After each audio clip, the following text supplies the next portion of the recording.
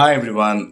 For those of you who don't know me, I'm Yogesh, voice artist from Chennai, and this is about an interesting episode on It's Me series. Let's get on to. Hi ma'am, எப்படி இருக்கீங்க? It's been a long time that we met.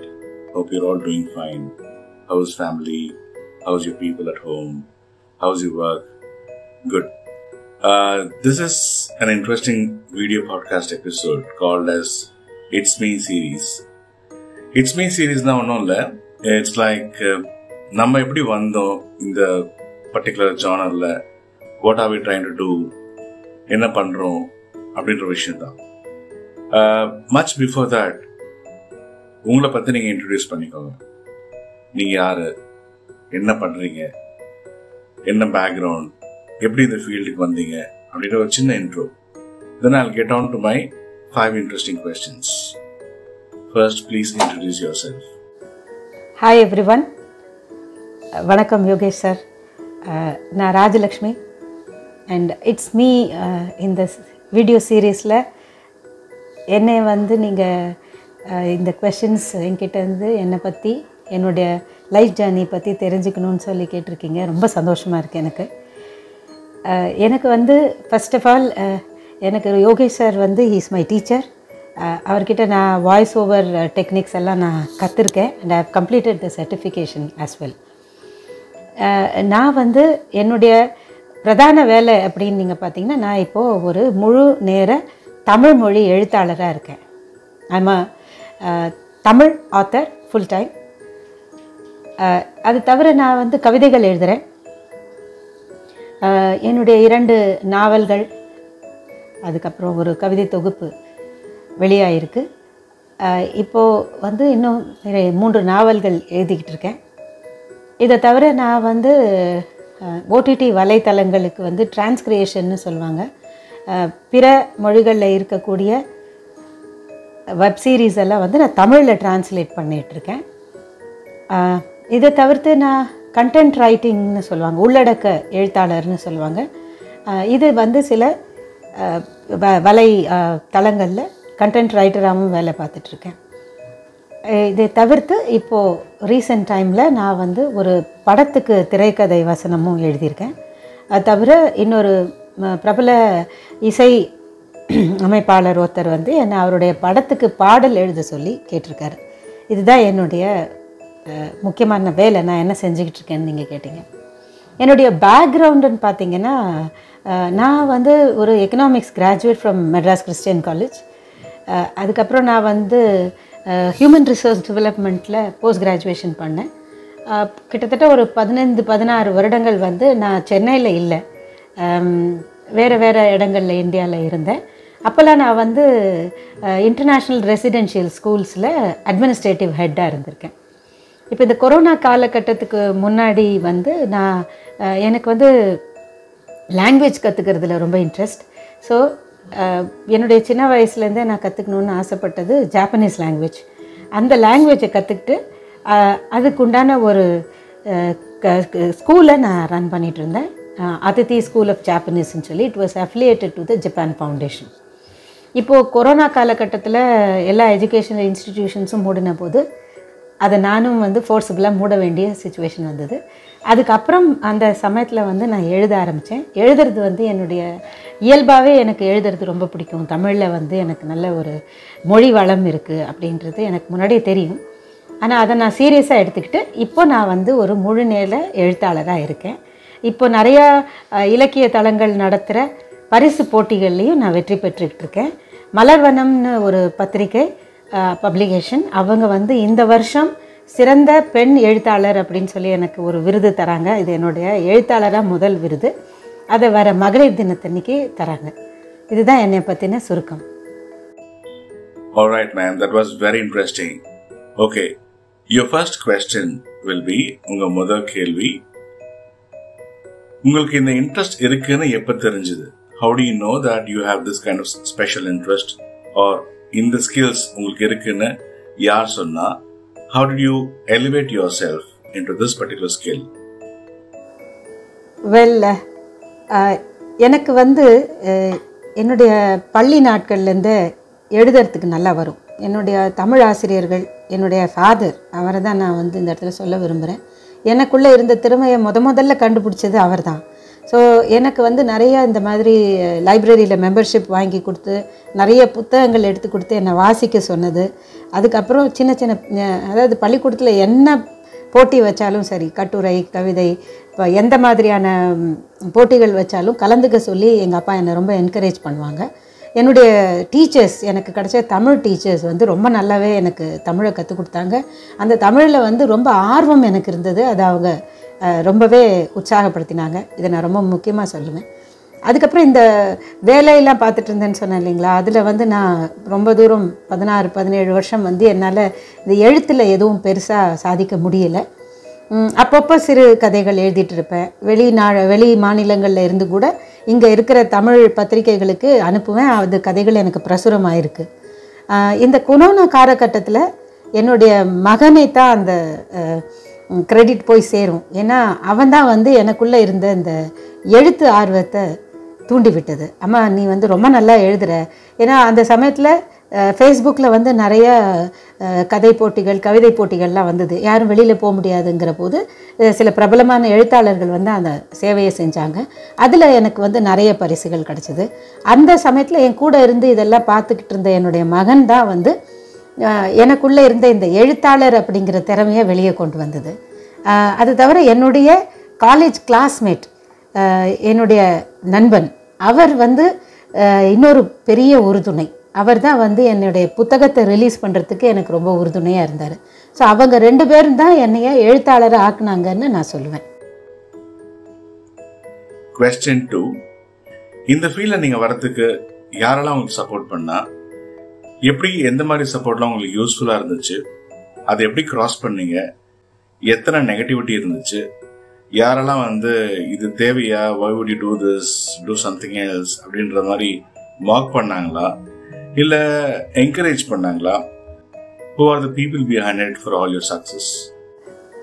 என்னுடைய ஜர்னியில் எனக்கு உண்மையாக சொல்ல போனால், நான் சொன்னேன் இல்லையா, என்னுடைய மகன், என்னுடைய கல்லூரி நண்பர், இவங்க 2 பேர் தான் வந்து என்னை எழுத சொல்லி ஆர்வத்தை தூண்டினாங்க. அதே சமயத்தில் எழுத்துலகத்தில் எனக்கு ஒரு நல்ல சந்தர்ப்பம் ஏற்படுத்தி கொடுத்தது லதா சரவணன் மேடம் அப்படின்னு சொல்லிட்டு மின்மினின்ற ஒரு பத்திரிகையுடைய உரிமையாளர். அவங்க பட்டுக்கோட்டை பிரபாகர்ன்ற வெட்ரன் தமிழ் ஆத்தர், அவர் தான் வந்து அதுக்கு எடிட்டர், சீஃப் எடிட்டர். அவங்க 2 பேரும் தான் என்னுடைய முதல் நான் எழுதின ஒரு நாடகத்தை தொடர் நாடகமாக மாதம் அந்த பத்திரிகையில் வெளிவந்தது. அதுதான் முதல்ல. அதுக்கப்புறம் வந்து ஹர் ஸ்டோரிஸ்ன்னு சொல்கிற ஒரு பப்ளிகேஷனில் என்னுடைய தோழி மதுமிதா ரைட்டர், அவங்களாம் ரொம்ப சீனியர்.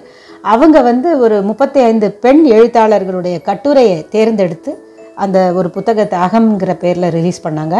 அவங்க என்னுடைய முதல் கட்டுரையை அச்சில் கொண்டு வந்தாங்க. அவங்களுக்கு என்னுடைய ரொம்ப நன்றி கடன் பட்டிருக்கேன் அவங்க 2 பேருக்கும்.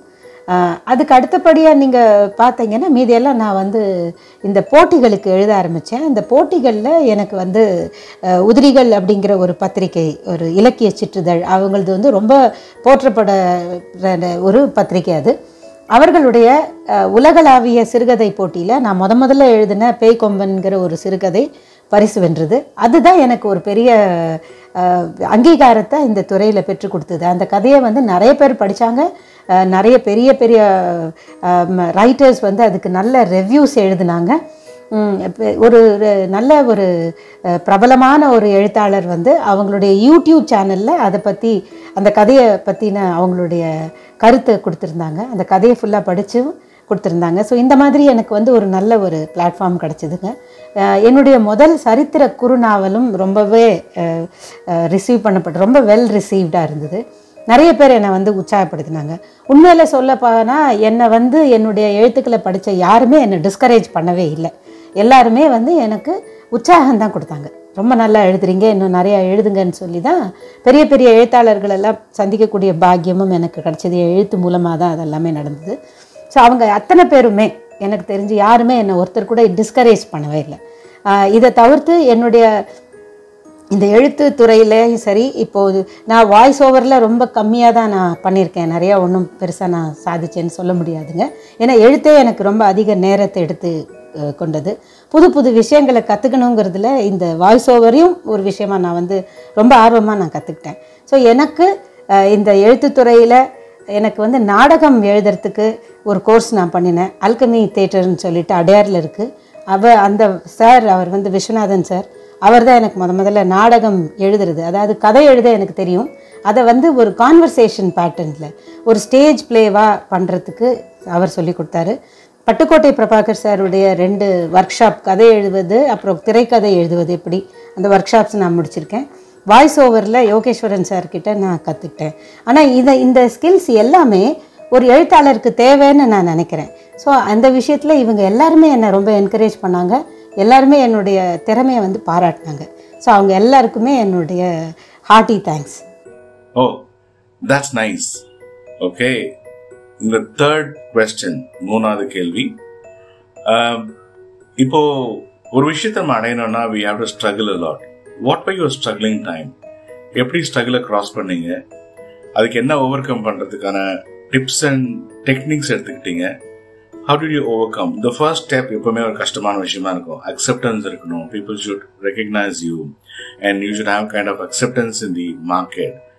உங்க ஸ்கில்ஸை வந்து அக்செப்ட் பண்ற மாதிரி எப்போ ஃபீல் பண்ணீங்க? அந்த ஃபர்ஸ்ட் டே ஆஃப் சக்ஸஸ் அது எப்படி இருந்துச்சு? Please share with us. ஆமாம், முதல்ல இந்த எழுத்து உலகத்துக்குள்ளே நுழையிறதுங்கிறது வந்து எப்படின்னு எனக்கு தெரியல. நல்லா எழுதுகிறோம் அவ்வளோதான், பத்திரிகைகளுக்கு எழுதி போடுறது ஒரு வகை. ஆனால் அவங்க அதை செலக்ட் பண்ணுவாங்களா போடுவாங்களாங்கிறது நம்மளுக்கு தெரியாது. அப்போ தான் எனக்கு முதல்ல வந்து இந்த ஒரு நண்பர் மூலமாக இந்த போட்டிகளுக்கு எழுதுறதை பற்றி தெரிய வந்தது. அதில் நான் ரொம்ப ஆர்வமாக கலந்துக்கிட்டேன். ஸோ ஒரு முக்கியமான ஒரு போட்டி, இப்போ எழுத்தாளர்களுக்கு அது வருஷம் அவங்க நடத்துவாங்க, ஒரு பெரிய பப்ளிகேஷன்.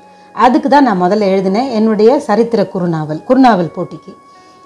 அதுக்கு வந்து நிறைய தரவுகள், அதை ரெஃபரன்சஸ்க்காக நான் நிறையா டைம் எடுத்துக்கிட்டேன். ஏன்னா சரித்திர நாவல் எழுதுறதுங்கிறது வந்து நீங்கள் ஒரு ஃபிக்ஷன் எழுதுகிற மாதிரி ஈஸி கிடையாது.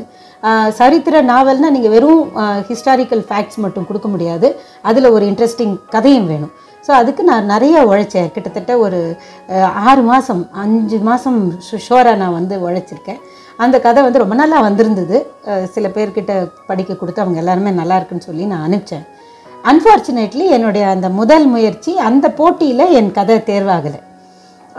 அதோடைய ரிசல்ட் வந்த இன்னைக்கு நான் ரொம்ப கொஞ்சம் டிசப்பாயிண்ட் ஆனது உண்மை. ஆனால் அதோட நான் விட்டுடல. நான் வந்து ஏன் நம்ம நல்லா தானே எழுதணும், ஸோ அப்போது எப்படி பரிசு வாங்கியிருக்காங்க, அப்போ அவங்க என்ன பெட்டராக பண்ணியிருக்காங்க அப்படின்னு நான் பார்க்க ஆரம்பித்தேன். ஏன்னா நம்ம இப்போ தான் ஆரம்பிச்சிருக்கோம், நல்லா இருக்குன்னு நான் நினைக்கிறேன். மிச்சவங்களுக்கெல்லாம் அது அவங்களுக்கு அந்த ஜட்ஜஸ் வந்து செலக்ட் பண்ணலை, என்ன காரணம் அப்படின்னு சொல்லிட்டு அந்த பரிசு வாங்கின ரைட்டர்ஸ் இருக்காங்க இல்லையா, முதல் 3 பரிசு, அவங்கள வந்து நான் அந்த பரிசு வழங்குற விழாவில் போய் சந்தித்து அவங்களுடைய முகநூல் நண்பராகி அவங்களுடைய நம்பர் வாங்கிக்கிட்டு அவங்கக்கிட்ட நான் படிச்சுக்கிட்டேன், நிறைய விஷயங்கள் கற்றுக்கிட்டேன். அதில் என்ன அப்படின்னா, அந்த இப்போ நம்ம எந்த போட்டிக்கு என்ன கதை அனுப்புகிறோம், என்ன ஜானர் அனுப்புகிறோங்கிறது ரொம்ப முக்கியம். அது வந்து எனக்கு தெரியலை, நான் ஃபஸ்ட்டு டைம்ங்கிறதுனால. அவங்க வந்து நவீன இலக்கியத்தில் உள்ள நூல்களை தான் தேர்ந்தெடுப்பாங்க. அதில் வந்து ஹிஸ்டாரிக்கல் நாவல்ஸை, அதே சமயத்தில் இப்போ இந்த horror genre, historical genre, thriller genre அதெல்லாம் அவங்க எடுக்க மாட்டாங்க. இது வந்து எனக்கு தெரியாது, இந்த ரீசன் தான். ஆனால் அந்த பரிசளிப்பு விழாவில் நான் போன போது அந்த ஜட்ஜஸில் ஒரு முக்கியமான ஒன் ஆஃப் த ஜட்ஜஸ் வந்து அந்த மேடம் பேசும்போது அவங்க மென்ஷன் பண்ணாங்க, ஒரு நல்ல ஒரு சரித்திர கதையும் வந்திருந்தது அப்படின்னு. அது எனக்கு ரொம்ப பெரிய அதில் நான் வின் பண்ண மாதிரியே நான் சந்தோஷப்பட்டேன். ஏன்னா சில காரணங்களால தான் அதை எடுக்கலையே தவிர அந்த கதையை அவங்க வந்து நல்லா இல்லைன்னு சொல்லலை, அந்த தளத்துக்கு அந்த கதை இல்லைங்கிறத நான் அன்றைக்கி புரிஞ்சுக்கிட்டேன். ஸோ அப்போது அதுக்கப்புறம் தான் கொஞ்சம் கொஞ்சமாக கற்றுக்கிட்டு எந்த தளத்துக்கு என்ன மாதிரி கதைகள் அனுப்பணும்னு.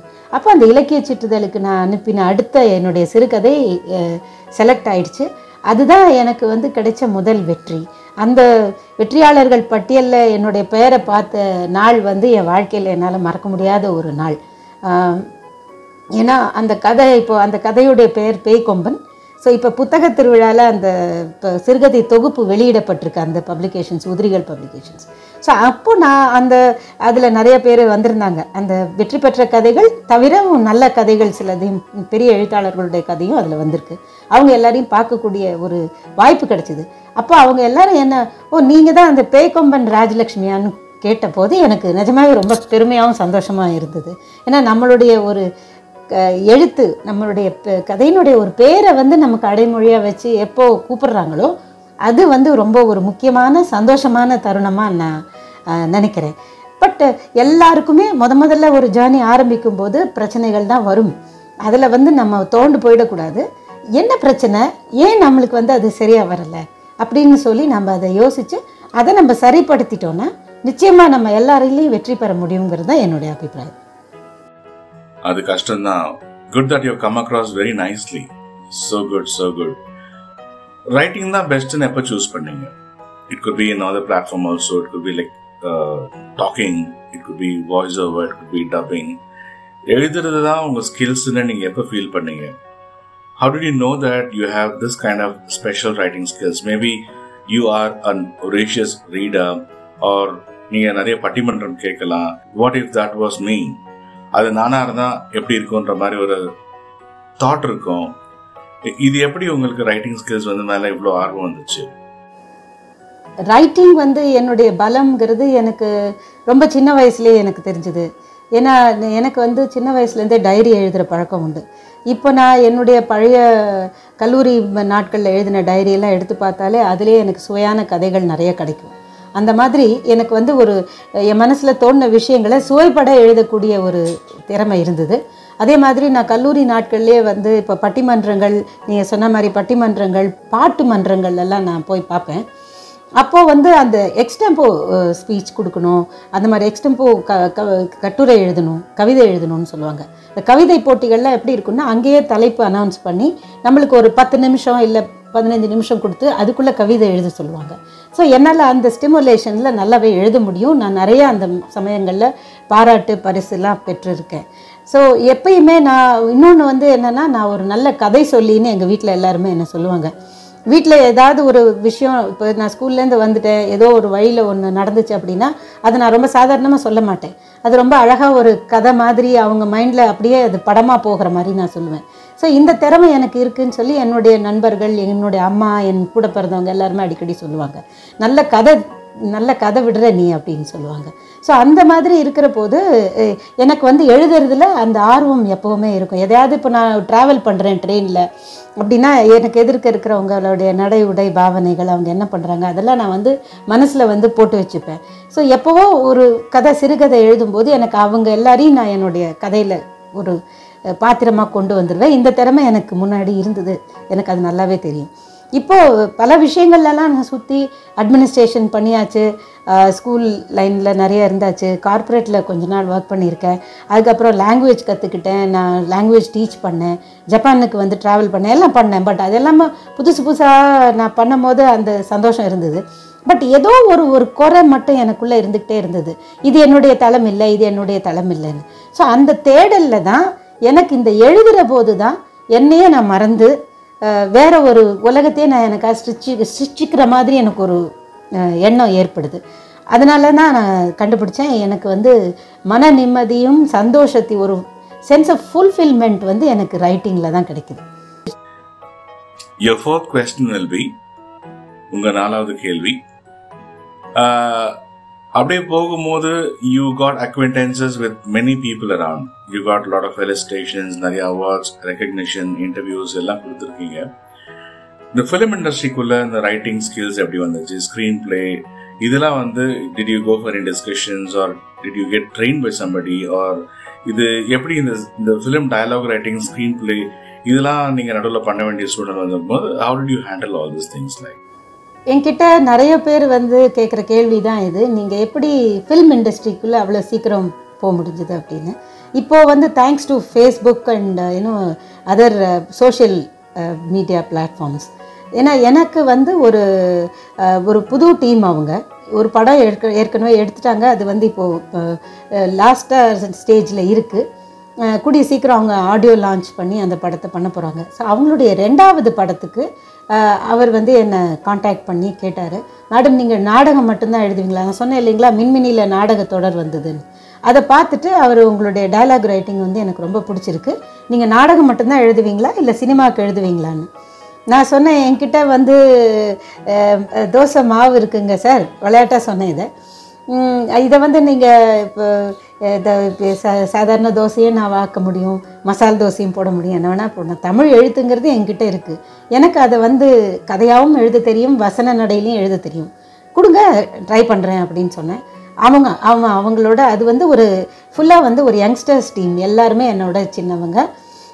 அவங்க எல்லாருமே ரொம்ப நல்ல மரியாதையாகவும் அன்போடையும், எல்லோரும் வந்து மேம்னு ஆரம்பித்தா அப்புறம் அம்மான்னு ஆயிடுச்சு. அந்த அளவுக்கு எல்லோரும் ரொம்ப ஒரு ஒத்துமையான ஒரு டீம். எல்லாமே என் மகனுடைய வயதுக்கு உரிய பிள்ளைகள் தான் இருந்தாங்க அந்த டீமில். அவங்க அந்த ப்ரொடியூசர், டைரக்டர் எல்லாருக்கூடையும் நான் உட்காந்து பேசுவேன். எனக்கு ஒவ்வொரு சீன் பை சீன் வந்து அவங்க எனக்கு வந்து எக்ஸ்பிளைன் பண்ணி பேசினாங்க. ஏன்னா கதை வந்து அந்த டைரக்டருடையது, ஆனால் அந்த பையன் பெங்களூரை சேர்ந்தவர், அவருக்கு தமிழில் எழுத படிக்க வராது, பேசுகிறது ஓரளவுக்கு பேசுவார், ஆனால் ஆங்கிலத்தில் தான் அதிகமாக பேசுவார். அதனால தான் அவங்களுக்கு என்னுடைய உதவி தேவைப்பட்டது. அவங்க முதல்ல யோசித்தது, இவங்க ஒரு ஃபீமேல் ஒன்று ஃபஸ்ட்டு, இன்னொன்று வந்து அவங்க ஏஜ் வேறு, அவங்க ஏஜ் குரூப் வேறு, நம்மளது வேறு. ஆனால் அவங்க என்கிட்ட ஒர்க் பண்ணதுக்கப்புறம் ரொம்ப சந்தோஷப்பட்டாங்க. நீங்கள் வந்து இவ்வளோ அழகாக எங்களோட வந்து ஜெல் ஆகிட்டீங்க, எங்களுக்கு ரொம்ப கம்ஃபர்டபுளாக இருக்குது அப்படின்னு சொல்லி. ஸோ அந்த படத்துக்கான திரைக்கதை வசனம் முழுக்க நான் எழுதி முடிச்சிட்டேன், என்னுடைய பார்ட் இஸ் டன். இப்போ அவங்க வந்து அந்த பைலட் ஷூட்ஸ் பண்ணிவிட்டு ப்ரொடக்ஷன் ஒர்க் இன்னும் ஸ்டார்ட் பண்ணலை. இப்போ ஆடிஷன்ஸ் எல்லாம் பண்ணி அது it will take its own time. But அப்போ வந்து அவங்க once they start the shooting they will NEET my help again. So இப்போதைக்கு வந்து பண்ணியாச்சு, அந்த பாண்ட் ஸ்கிரிப்ட் வந்து ரெடி பண்ணியாச்சு. இதுதான் என்னுடைய திரை பயணம். அதே மாதிரி என்னுடைய நான் என்னுடைய கிளாஸ்மேட் சொன்னேன் இல்லைங்களா, என்னை என்கரேஜ் பண்ணுவாங்கன்னு, அவருக்கு ஒரு மியூசிக் டைரக்டர் ரொம்ப க்ளோஸ் ஃப்ரெண்ட், அவர்கிட்ட ஒரு தடவை ஏதோ என்னை பற்றி பேசும்போது, அப்படியா, நானும் வந்து புதுசாக எழுதுகிற கவிஞர்களுக்காக பார்த்துட்ருக்கேன், அவங்க வந்து இன்ட்ரெஸ்ட் இருந்தால் என்னை வந்து பார்க்க சொல்லுங்கன்னு சொன்னார். நான் போய் பார்த்தேன். ஸோ என்கிட்ட அவர் ஒரு 2-3 டியூன் கொடுத்து நீங்கள் எழுதுங்க அப்படின்னு சொல்லி கேட்டார். அவர் ஏற்கனவே இசையமைத்த ஒரு ஹிட் பாடலுக்கு வேறு வரிகள் எழுதி கொடுக்க சொல்லி ஒன்று கேட்டார். நான் 2மே பண்ணி கொடுத்தேன். அவருக்கு ரொம்ப சந்தோஷம். ஸோ அடுத்த படத்தில் நிச்சயமாக எனக்கு வாய்ப்பு தரேன்னு சொல்லியிருக்காங்க. இது இப்போ தான் ரீசன்ட் டெவலப்மெண்ட். இதுதான் என்னுடைய திரையுலக ஜேர்னி. இதில் வந்து எனக்கு எந்த ஒரு பின்னணியோ அந்த மாதிரிலாம் எதுவுமே இல்லை. என்னுடைய திறமை மட்டும்தான் இதுக்கு காரணம்னு நான் நம்புகிறேன். ஏன்னா நம்மளுக்கு வந்து எனக்கு வந்து எப்படி இதை சொல்கிறது, எனக்கு சினிமாவில் தான் எழுதணும் அப்படிலாம் எந்த ஒரு இதுவும் கிடையாது. நல்ல எழுத்து எழுதணுங்கிறது தான். நான் எப்பவுமே நம்ம செய்கிற வேலையை கரெக்டாக நம்ம செஞ்சோம்னா வர வேண்டிய வெற்றி வந்து அதுவாக வரும் நம்மக்கிட்ட. நம்ம அது வெற்றியை நோக்கி ஓடணும்னா அது நம்மள்கிட்ட தள்ளி ஓடிக்கிட்டே இருக்கும். இதுதான் நான் என்னுடைய லைஃப்பில் கற்றுக்கிட்ட ஒரு முக்கியமான விஷயம். Your fifth question will be, உங்க 5வது கேள்வி, நிறைய பேர் வந்து நிறைய ஸ்கில்ஸ், நிறைய டேலண்ட்ஸ் இருக்கு, பட் அதை வெளியே கொண்டு வர முடியாம people are struggling like how to do, what to do, whom to contact, why should I do this, hesitance, and the ignorance and the importance of their talent வந்து அவங்களால புரிஞ்சுக்க முடியல. But of course we tell you are talented, இது நீங்க பண்ணுங்க, it's good for you அப்படின்னு சொல்லும் போது கூட there is some kind of hesitation or there is something, a stoppage மாதிரி. அவங்க ஒரு கட்டத்துக்கு அப்புறம் நின்னுடுறாங்க, they stop themselves. அவங்கள மாதிரி peopleக்கு how do you interact, how do you inspire them, how do you motivate them, what is that capacity or what is that niche thing that they need to have to elevate their skills? அதை பற்றி கொஞ்சம் சொல்லுங்க. ஆமாம் Yogesh sir, அது உண்மைதான். நிறைய பேருக்கு வந்து நிறைய திறமைகள் இருந்தாலும் கூட தயக்கத்தினால அவங்க வந்து அந்த அந்த இதுலேருந்து வெளியில் வர்றதுக்கு, அந்த ஐஸை பிரேக் பண்ணுறதுக்கு ரொம்ப சிரமப்படுறாங்க. அது நான் பார்க்குறேன், கண்கூட பார்த்துட்ருக்கேன்.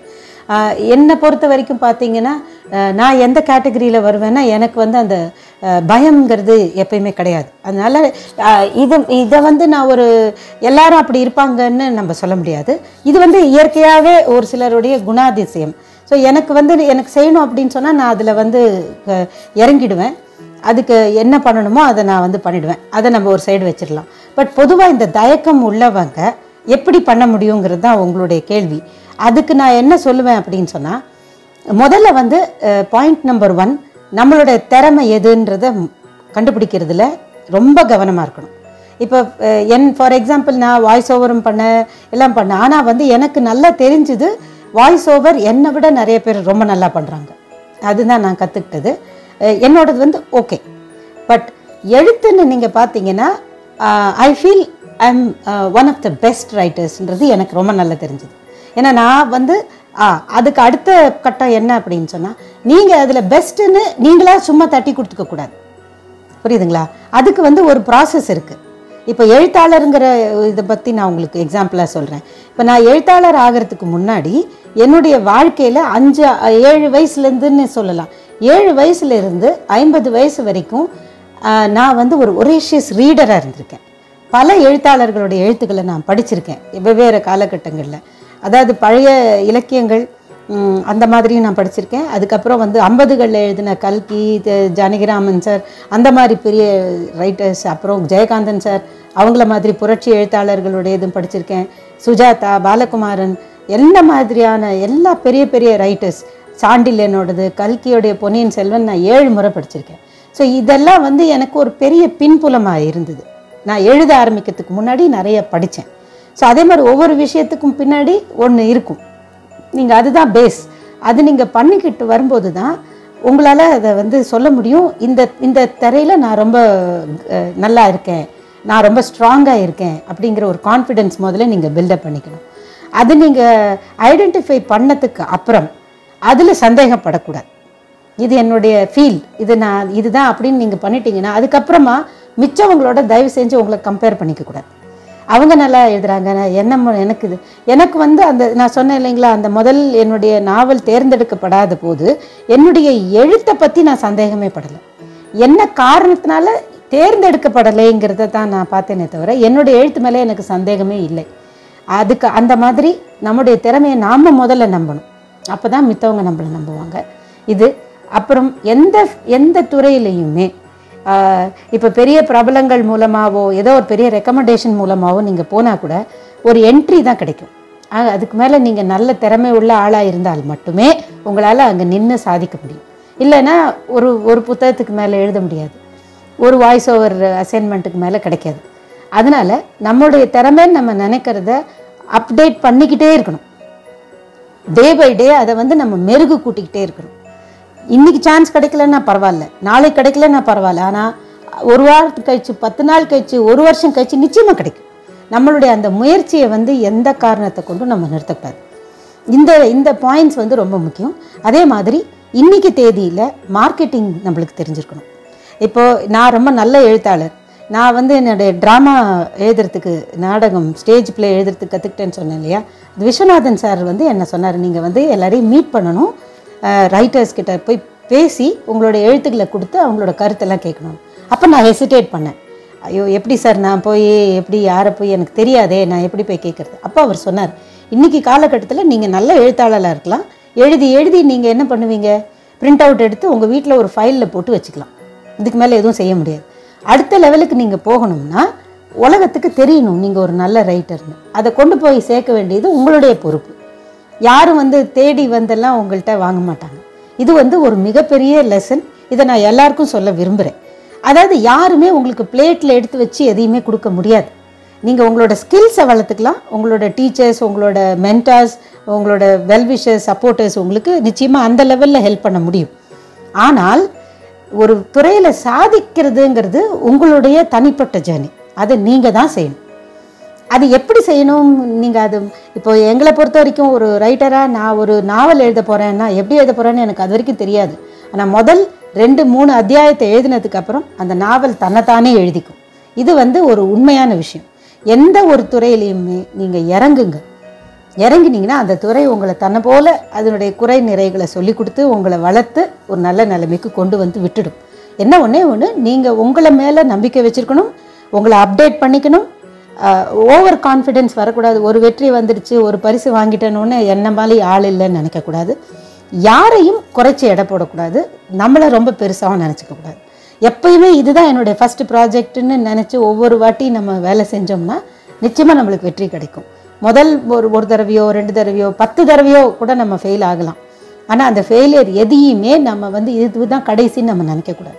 இது ஒரு வந்திருக்கு, ஓகே இதை விட பெட்டராக பண்ணுறேன், இதை விட நான் பெட்டராக பண்ணுறேன். எந்தெந்த பெரிய பெரிய துறையில் வந்தவங்க எல்லாருமே முதல்ல ஃபெயிலியர்ஸ் ஆனவங்க தான்.